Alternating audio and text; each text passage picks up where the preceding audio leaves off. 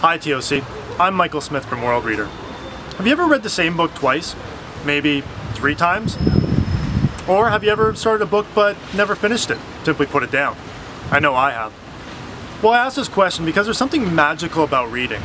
There's something that evokes emotion, that evokes passion, takes us on an adventure. But it is also for these reasons that we end up reading a book twice, or for the lack thereof, end up putting it down.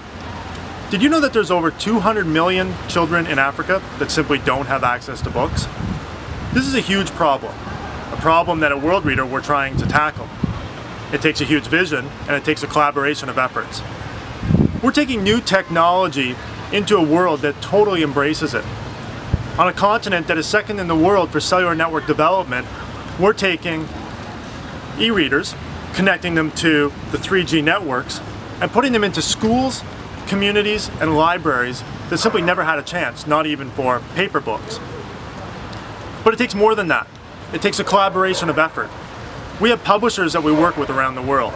Publishers in the United Kingdom, publishers in Australia, in the United States and Canada. We also work with publishers in Africa, in Ghana, Kenya, Rwanda, Nigeria, to bring both international content and local content to these devices. Now, as we know that content is king, it is these children who are having now the ability to choose what they want to read. One of our students in Ghana, her name is Okanta Kate, she has read over 90 books in the last 6 months. 90 books. What motivates her and what drives her forward? Well, I'm going to let you hear from her. Here's Okanta Kate. This is an e-reader and I love to read. I always wanted to be a lawyer, but now I want to be the most famous writer in the whole world. When I first learned, a woman here in Ghana writes a lot. I thought, if a woman can do this, I am also a woman, so I can also write books and do things like her. So that motivated me really.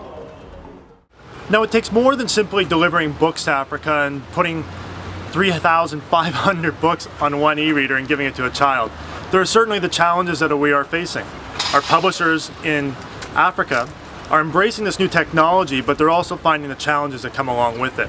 Challenges of taking e-readers, finding digital textbooks, and merging them into an environment that is primarily focused on the paper print book. We are working alongside our publishers in Ghana, in Kenya, Nigeria, and Rwanda to help them find these local authors, help them find the ones that people like Okanta Kate aspire to. Now, this all takes a lot of work and takes a lot of collaboration.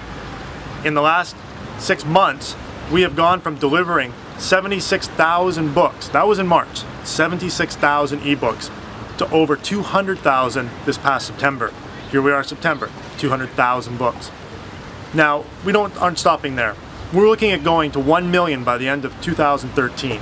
That's 1 million ebooks in the kids' hands in the developing parts of Africa.